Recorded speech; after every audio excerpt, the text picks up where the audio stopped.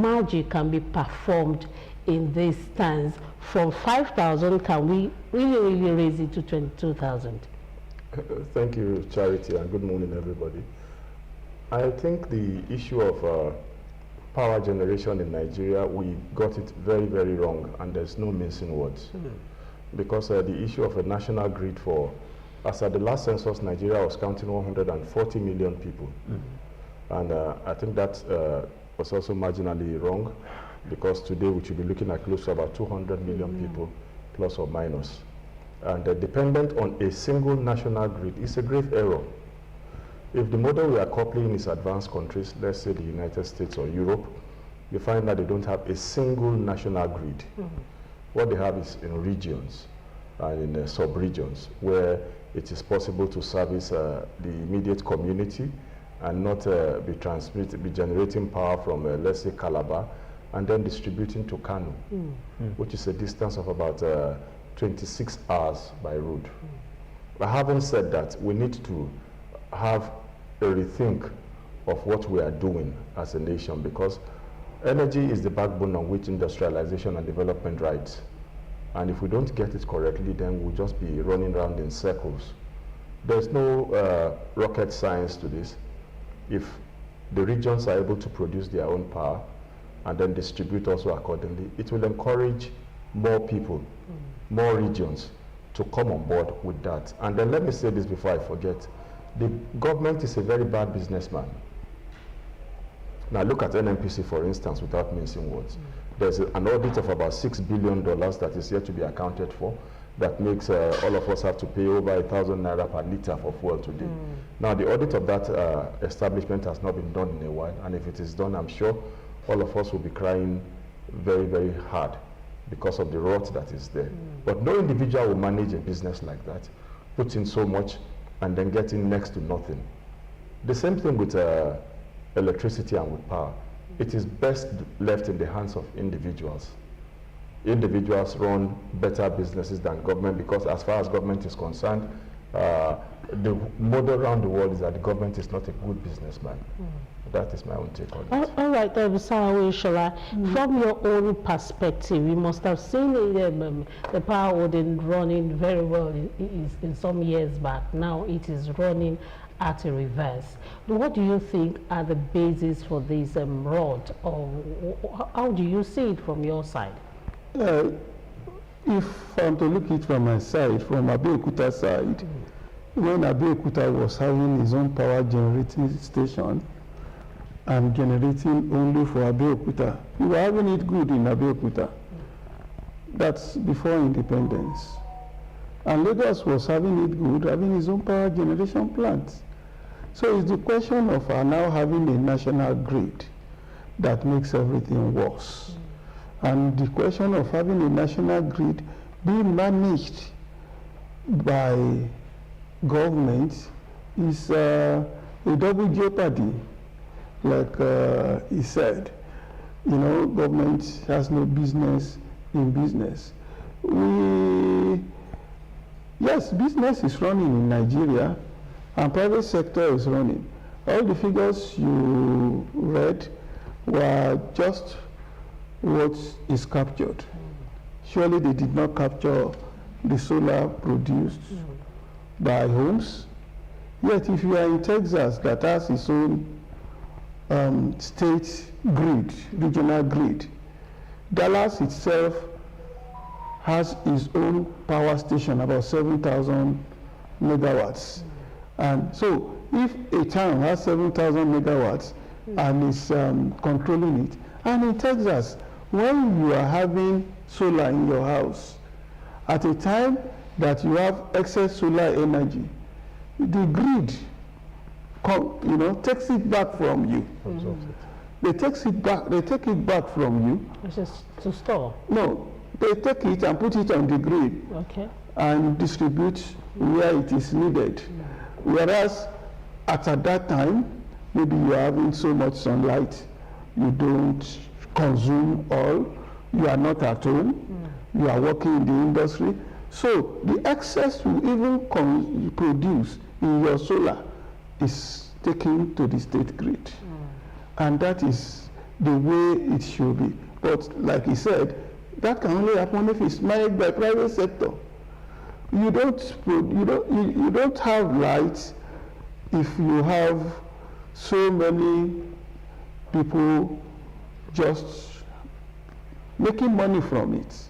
Like the legislature is just passing a bill that discos must have 500 billion minimum share capital.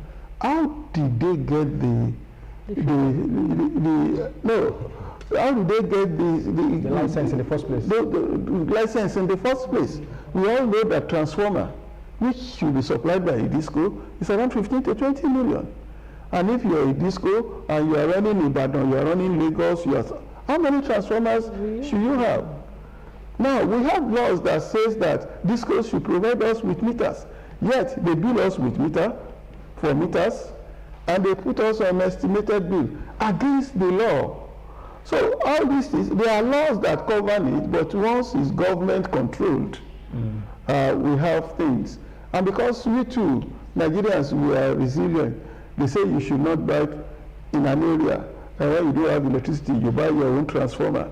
It's supposed to be bought by the disco, you buy it, then you sign it off that it is for the disco. They make you sign it off before they commission the transformer. Your meter, they say you should buy it, that even if you buy it, you should be able to get refunds from the electricity you are using. They don't follow the law. So a lot of lawlessness go on because of political gimmicks. Now, some persons have actually said there is some element of sabotage in all of these grid collapses, even though the government itself has come out to say aging facilities actually is one of the reasons why we have the collapse. But some persons are saying that there is sabotage. Some persons, because they want more contracts, probably for repairs, for maintenance, they go, to make it malfunction, or probably when they are given the contract to do the work, they don't do a thorough job, really, so that when it collapses again, they'll be brought back, made to do it, and then be paid money again.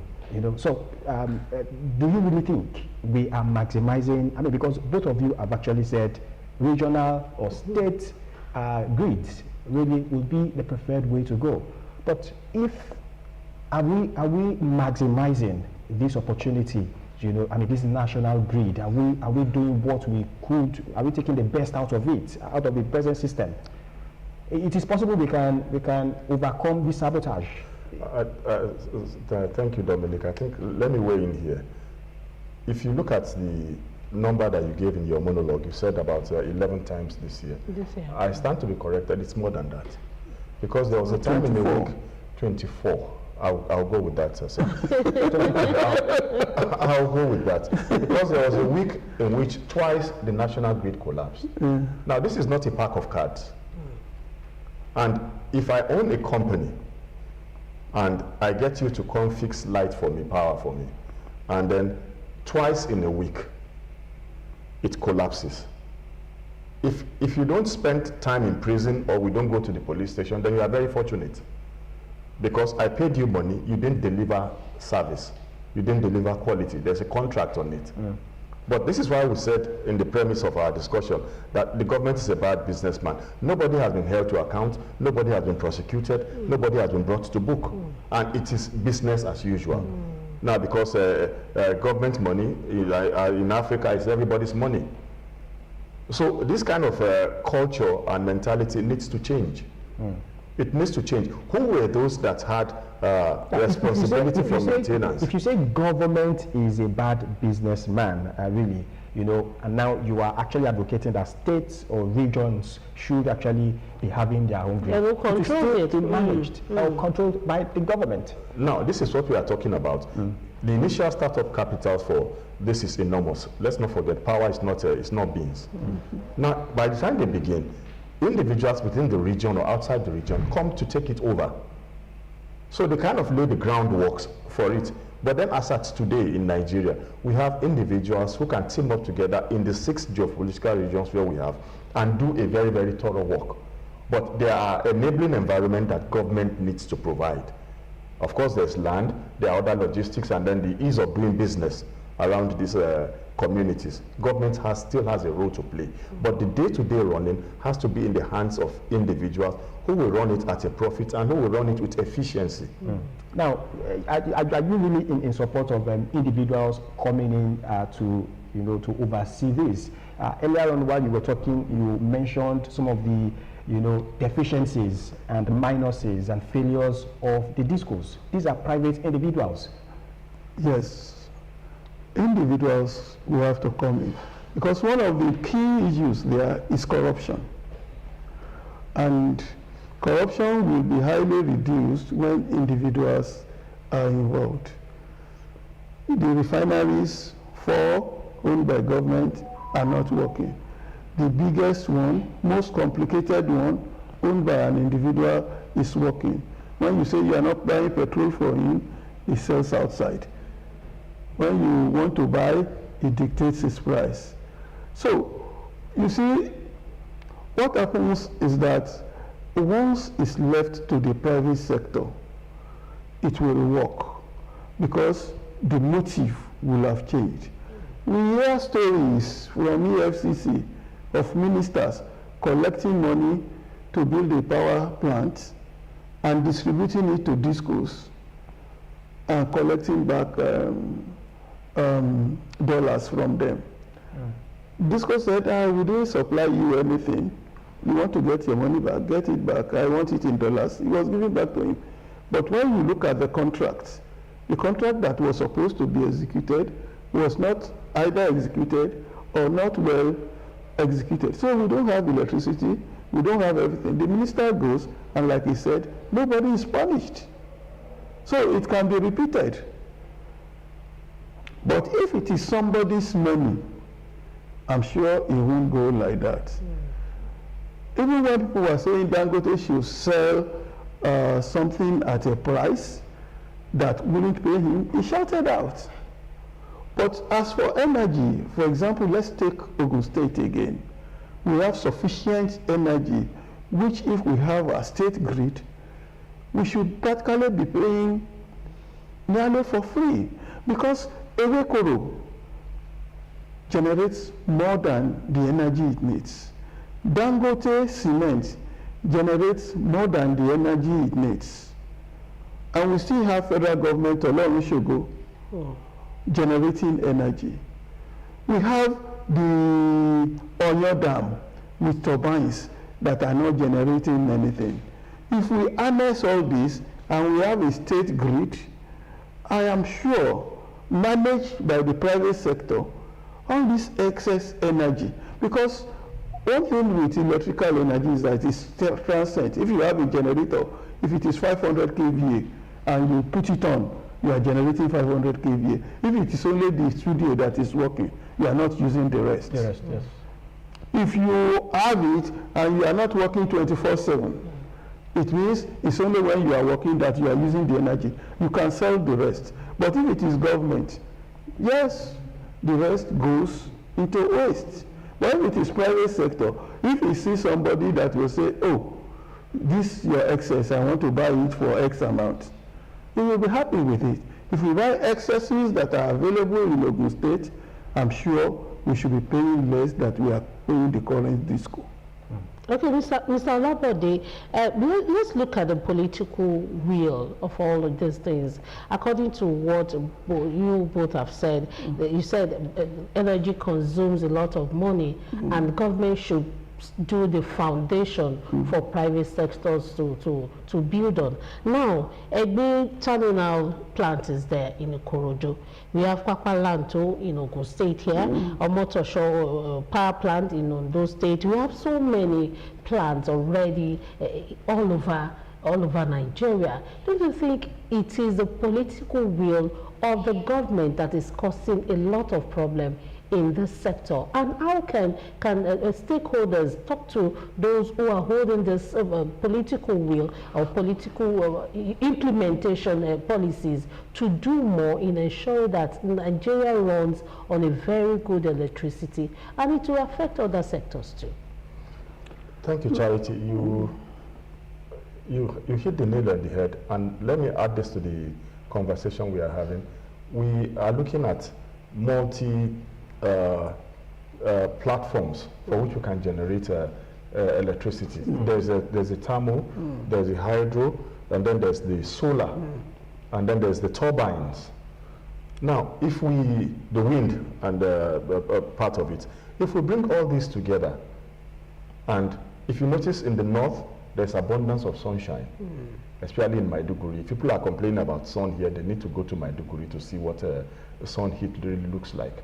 Now that is also solar for you. And just like Sir said, if these things are not harnessed, it goes to waste. The incoming administration in the United States has a department that they call Department of Government Efficiency, where waste is going to be cut out. And that's going to be headed by Elon Musk and a guy called Vivek Ramaswamy. Now, we also need things like that, where a lot of wastages in government, a lot of wastages. You have mentioned all these thermal plants, both being at Papaland to the one at Ondo, Shogo, and all of them. Now, if you do an audit of them, you'll find waste also inside. And the political will is what government needs to rise up to. A video went viral some time ago in which Davido's father was talking about trying to build a power plant. And he was being blocked every step of the way, if not for divine intervention that got that project off the table of the government official involved. Now that is just one out of perhaps 1,000 that we don't know about. So except we begin to deal decisively and incisively with corruption, especially in the political space, we won't get things done. If we don't get over this hurdle, we'll still be standing, running round and round in circles. But the political will must be there, and the government must be seen to be at the forefront of it, bringing scapegoats. Now, this power plant issue that we're discussing, the national grid that collapsed, let's begin to see people brought to account for it. Then everybody will sit up and know that there's a new day that has come upon the nation. But you notice now, it has been cricket, and it has just gone like that. The political will must be there, and that is why civil organizations and individuals also should begin to rise up to make the appropriate noise and awareness, because every government is definitely accountable to the people and must listen to the yearnings and aspirations of the people. So Oyeshola, do you think policy is one of the problems that is affecting all of these things, aside political will? If the policy, the system on ground enables the sector to run well, even if you come with your another government comes and there's a change in government, if there's a system that is running already, you want to build on what you have made on ground. So how should we look at the policy also and the implementation? Policies are developed based on political will. It was not in the interest of some people in power for us to have multi-grid, because some people in this part of the country were not paying for electricity and they were enjoying it, and those that need it were paying for electricity they were using, and there were excesses that were not even being used because of the political decision. They were seeing it their way. Even the person who started the power station in Aba said it was a political decision. Aba is now having 24/7 electricity, geothermic, or what's his name. He said if he were to take a business decision, he would have located that plant in Lagos, because that's where the industries that needed it are. He would have secondly located it in Ogun State, because Ogun State is the industrial capital of Nigeria. But for his own political reasons, serving his people, he brought it to Aba, and Aba is having 24/7 electricity now. So, political will, there were initial policies that makes it only a federal issue. By the time Buhari was going, he has removed that. But the second one was that it makes it, even if you own a power plant, federal government will sign a purchase agreement with you that they will offtake whatever you are producing into the national grid, because they have not allowed any other grid to operate. So even if you have money and you want to produce power, they will say that you must have an agreement to upload it into the national grid. And once you upload it into the national grid, corruption starts. Because the power plant that is owned by government will not be allowed to work because they have an agreement with you that they must offtake your own energy. So they offtake your own energy, pay you, disallow the power plant owned by federal government from working, just like the refineries were not working, and they will pay you for what you are producing. So, and the ones they cannot offtake from you, when there is a breakdown in national grid, they still pay you for it. So there is a lot of room for corruption, which unless it is private sector driven, I don't see are going forward. One, but also we have this system when it was only federal. Now we are having a system which we are talking of federal and state and local governments. Now local governments can even own an embedded grid. An embedded grid in Kano, like he suggested, is being solar, it's entirely solar, and is to supply the city of Kano. And if you know that area, there are not many industries, a solar power plant will do that. But in Ogun State, where we need so much power, we must harness all geothermal, dam, solar, whatever it is, and which we can produce in excess to lower the costs.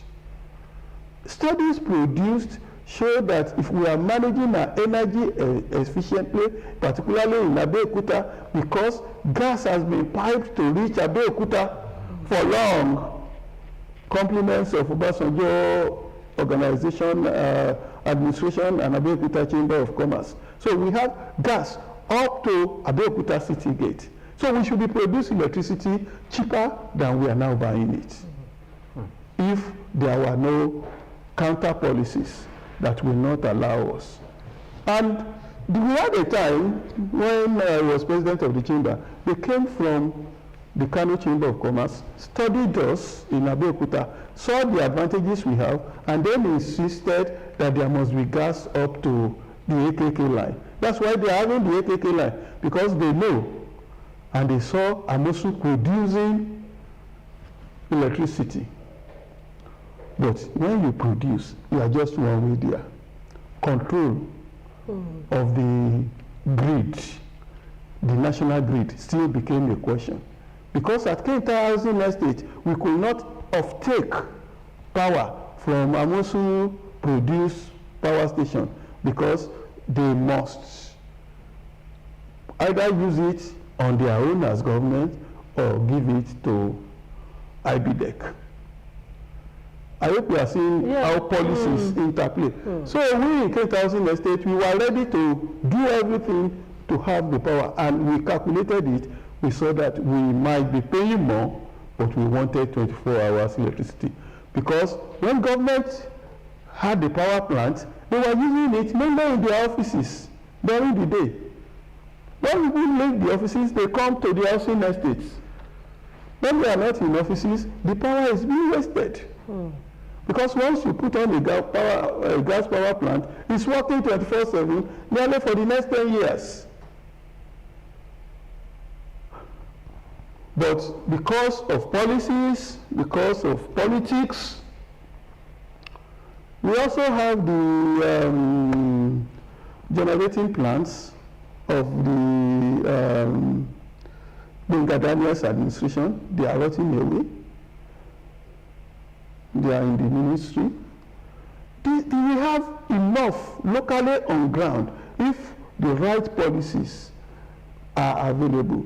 Because of the conversation, we are going to be looking at those policies that should be available. And those ones that should be taken away. And those ones that should be taken away, so that we can have both government and private individuals come into this sector and help us achieve an efficient grid system. But before we come to you on that, let me come to Mr. Olabode. Now, one of the reasons given by, close watchers of the national grid, for the grid collapses is insecurity. They've said that bandits also target these federal government installations and facilities, really, for nefarious reasons. How do you think we should be nipping these in the bud? Because if sabotage will be reduced when private individuals come into play, insecurity may not actually be reduced if private investors come into this. And I'm sure no private investor will want to come and invest, is ardent millions really in a volatile area where is prone to attacks from nefarious individuals. Thank you, Dominic. The reason why we have security around banks and vaults that contain classified documents and money is because of the value that is placed there. If you look at the security around a bare football field, it doesn't have any security. So desperate situations call for desperate measures. Where your treasures are, of course, you will need to put close attention to it. Now, the gas and petroleum pipelines and the vandalizations that they've suffered over the years, you will notice that it has decreased over some time now, because government has seen the reason why they should place security around those facilities. Why wouldn't the same thing work for energy, for our thermal plants? Because we have abundance of the troops and security agencies, both at the naval, at the Air Force, and at we also have civil defense in the mix, and then we have special forces who can be deployed around these areas. There's no tenable excuse why these institutions should be vandalized or should be approached at all. Because no matter how crazy you are as a bandit or as a fifth columnist, when you come around and you see the kind of security apparatus that are around about them, you don't need any advice to stay clear and take your madness to another place. But I think government has just not gotten it right. And I wanted to say this. There are things that government should remove from its exclusive list. Now, if you notice by the structure of governance, there are certain things that government on its own has exclusive control over. Now, these things should be reviewed. Advanced nations and countries are run by the private sector. We can't overstate this. We can't overstate this. Today we are talking about Google. Today we are talking about Amazon. Today we are talking about Apple. Today we are talking about Samsung. All these are not government. These are institutions that were built by individuals in the private sector that have become large enough that every government that wants to make a headway invites them and wants to know what they have to say about it. We should be able to copy these models and bring them to bear. I don't believe that we don't have sufficient brain power in Nigeria, but it is the enabling environment for them to thrive. All across Europe, all across the United States and the Caribbean, even in Asia, you find Nigerians who are doing extremely well. Is it in medicine? Is it in academics? Is it in sports? Is it in science and technology? We have them in abundance. But the wherewithal to harness this with the policies and for government to at least know that it must hands off from certain things and then free the capital to do some other important things. That is what we should be discussing. And I think we should also, if the government is listening, there should be a state of emergency declared in the power sector. Because without this, we go nowhere. We will be running round and round in circles. It looks like I'm sounding like a broken record saying this. We'll be going round and round in circles if we don't get energy correctly. Already we are losing some companies to Ghana. Some people have moved out to Ghana because of this same reason. And then they're looking for viable destinations where there's a stable power. This doesn't need to happen. Now, Sir was talking about some power equipment that are just lying fallow. And if you take an audit, that is how it is around the country. And this is why I'm also suggesting the Department of Government Efficiency. You go to some teaching hospitals, you find there are machines that ought to be serving the people that have not been commissioned. We just seem to be in love with waste in this part of the world. There are buildings also, infrastructure that you keep going round and round, and you find them, especially from the axis of Abeokuta, old road going towards Lagos. You look at both sides of the road, these are buildings that cost a lot of money to produce, maybe by previous governments, where the new government coming into place doesn't want to have anything to do with them. And the Lagos model has become very, very successful because it's a single sheet. If you stop where Asiwaju stopped, Fashola took over, Ambode took over, and it becomes just a straight line.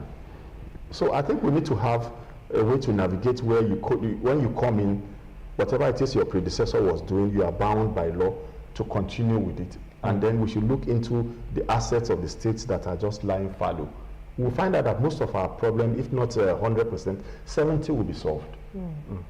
Sorry, the other time Mr. Olabode talked about the emergency that we must place on electricity sector.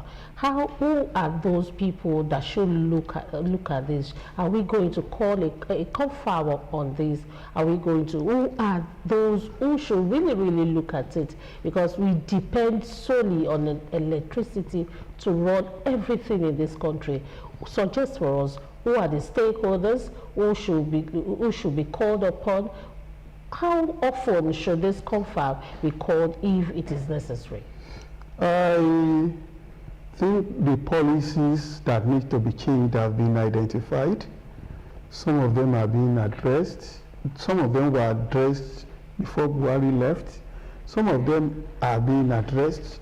Part which a lot of people overlook is the security you talked about.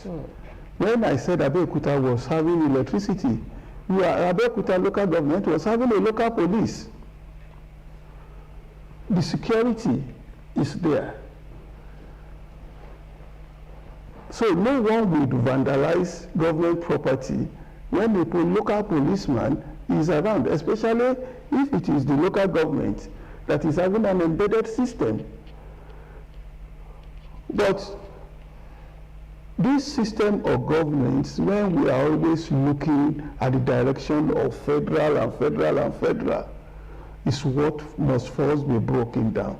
We should have local government police, state police, apart from federal government police and other security agencies. The success in pipeline vandalization was achieved when private sector was made to work with the army and something in the riverine areas. So it is not that the policy must be such that private sector could be involved. And security remains something that must be local. And I think the Senate and the House of Rep have passed it. It's now left for the State House of Assembly to approve it. And let there be money in the local government to do some of these things and partner with the private sector and solve their problems. The power need of other local governments is different from the power need of Abeokuta South. There are sectors in Ogun State, in Ijebu East. There were areas where solar power will solve their problem. Villages where you just need an embedded solar power and they don't need more than that. They don't have any factory. They just need light for their homes, something to charge their phones, and they are good to go. And it has been proved that it has worked even in this Ogun State. So, but like you say, security will come. We once did a farm. The Chamber of Commerce did a farm in Odeda, and we have this issue of security. While Ondo State was having Amotekun, Ogun State was not having it then. So it's a local issue. Once the local security is there, but not so. We were discussing with some Chinese who were interested in investing in Ogun State, and we were saying, yeah, this is the challenge. They said they don't see it as a challenge. They incorporate it to their business plan, and it works. They were planting vegetables, tomatoes in greenhouses, and they provide security around it, and the price of the vegetables was still okay, because they even employ the police to guard the Chinese, which we might not need, but it assures them that the place is secured and their investment is secured. So we need security, which to an extent private sector should be allowed to be part of, like they did when they allowed, I've forgotten this man in Rivers State, to monitor their pipelines. Topolo, and it worked. So private sector will try and follow. You have an agreement and they will work towards it. But I am seeing this as not just a policy that should be implemented for the sake of having electricity, even for the sake of providing employment for our people. The number of policemen, the number of soldiers, the number of civil defense we have in Nigeria is really below, international best practices. I went to a power conference in Germany, and we were walking by a riverside with the Minister of Power, and I was afraid because it was night. And he said, "What's happening?" I said, "We're walking on the riverside and it's a red zone." He said, "Nothing will happen. All around you, even some of the people you are seeing around you are security agents." And we had a 15-minute walk to my hotel, and he had a 20-minute walk to his house in a very dark area, because the security is assured. And they must have been spending a lot of money employing those in uniform and those in mufti. And when you have security situations, you have 4 cars, police vehicles, arriving at the venue at the same time. All these bandits we are talking about is because they are just having a free day. But if the government even see it as a way of providing employment, let it be. Let it be. And let the police be well paid, so that it will not be just waiting we carry.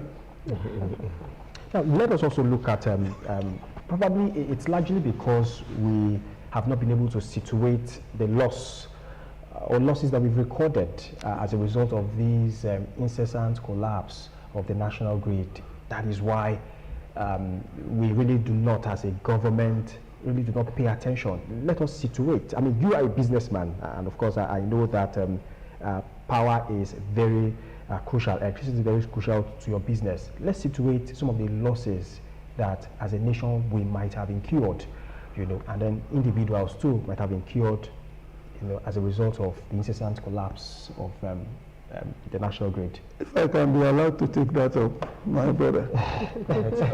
Yes, like you said, I pay more on generating power in my office than I pay my staff. A small business office, when you start spending 400,000-500,000 per month to generate power, we change from petrol to diesel, from diesel to gas, and we are going solar now because of the situation. And our cost is more than the salary of our staff. So you can imagine if instead of the 20,000, 25,000 that we are paying IBDEC, even if it is 200, and we put the rest back on our staff, we have greater efficiency. We will not need CCTV cameras we are using in monitoring our staff, so that we have a better cash flow. So there is a lot of, and I'm talking as a small scale business person, and I know factories that are in Onitsha. There are so many factories. If you are going in Abeokuta, there are so many factories left, right, and you will see overgrown weeds there. And the principal cost is electricity. And that's why, even in the Ogun State, a lot of times when I'm invited here, I want to limit myself to the Ogun State sphere. We can solve our problem if we feel concerned enough. But government is interested in coming to collect taxes from the private sector. Why not promising to deliver anything?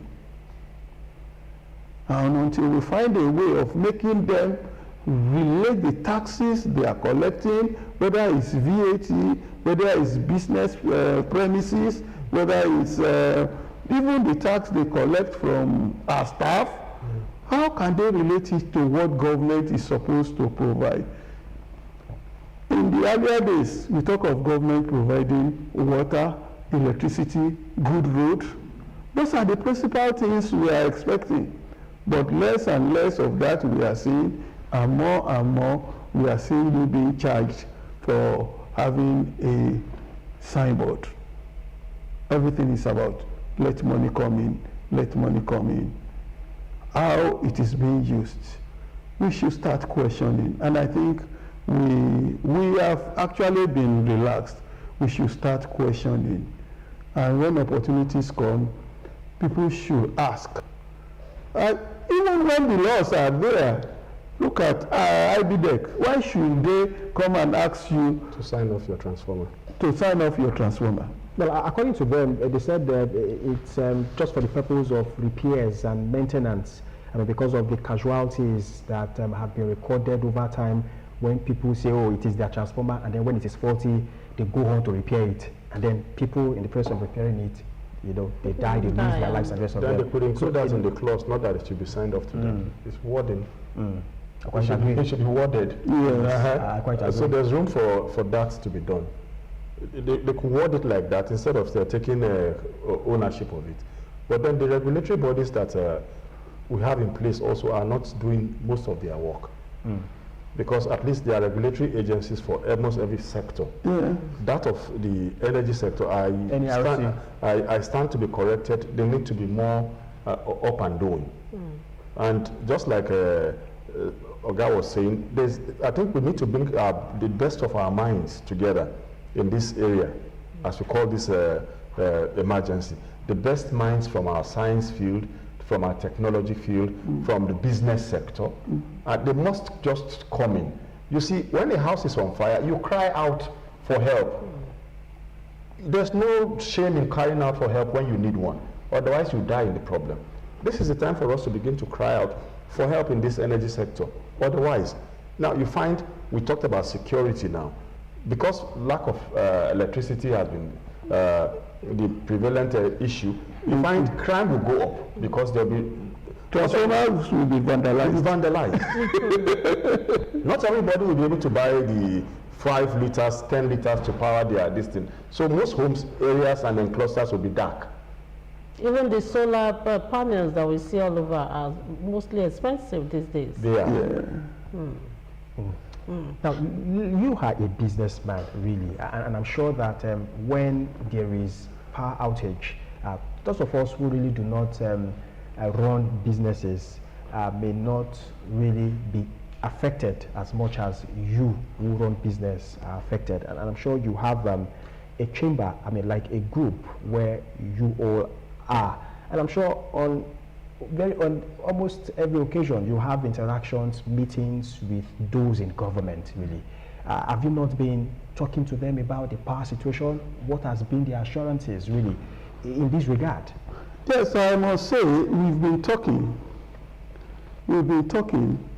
but when people get to government, they have this I know it all attitude. They just go and bring somebody from UK, who because he had one experience, he will now start talking just English, not knowing the problems on the ground. And forgetting that some of us who are not in UK go there to know, to acquire knowledge to better our business. And when we are telling them, you see, why is government buying transformers and giving it out? When they know the right thing was for the transmission companies to have sufficient capital to buy the transformers and let electricity reach the people. If the areas are too big, then we should have a local government. Yes, within a local government we have sufficient money to buy transformers to manage that, then the distribution company in that area will be working. Those are the things, but we in the business sector, we are allowed to talk, but those who don't know at times or mismatch, they will bring somebody that doesn't know anything and will be in charge of the policy, and you will just be talking, and when you leave, they will say they don't have money, forgetting that with a creative mind, we can have the solution. Okay. What we are asking from government is not always for them to fund projects, but for them to give the necessary business environment and support, including, for example, right of way. If you have your power plant and you want to distribute, you still need right of way permission from government, and that they can make it take years to acquire. So even if you have a business deal with somebody in Germany willing to supply you the power generating plant, by the time you want to cross your T's and people are blocking your way, the way they block Davido's Dada's way, that person have lost interest. Okay, Mr. Olabode, let's look at the smart way of doing all these things. We know that technology is taking over everything. Can't we deploy the use of technologies, AI, and for the monitoring? If you're saying you have a plant all over and you want them to work, that means you must be everywhere. You must see how practicable those workings will be. Can't we use technology and AI to monitor the level we are, the level that we want to get to? Charles, let me answer in a very humorous way. Is it the person who has not drank water that wants to drink tea? They're not giving the person water, and he's asking for tea. But having said that, I think we just need to master the basics first of all. The ones that we are grappling with, let's have a good group handle of them first of all. Then we can begin to advance to AI and things like that. These are not the platforms that we don't have Nigerians who are capable, but that is not necessarily the problem. It is just doing the basic first. Those ones take care of themselves naturally. Okay. We must thank you so much for your time with us this morning, looking at this all-important national issue really that requires urgent attention. Of course, we'll be speaking with two guests, BAYO OLABODE, current affairs analyst. Thank you so much for your time with us this morning. And of course, JARE OYESOLA, a business development expert. Thank you so much for your contributions as well. Thank you. We also thank you so much for watching. I am Dominic Agbea. Charity. And for me, Charity James, we wish you a very good stay in Nigeria. Please be patriotic to whatever concerns Nigeria, because Nigeria is our nation and we must make it grow and grow better. From all of us in the studio and those who work behind the cameras, we want to wish you a very happy weekend. We'll see you Monday, God willing, and we'll continue our programming, especially the New Dawn editions. We'll see you again. Bye-bye.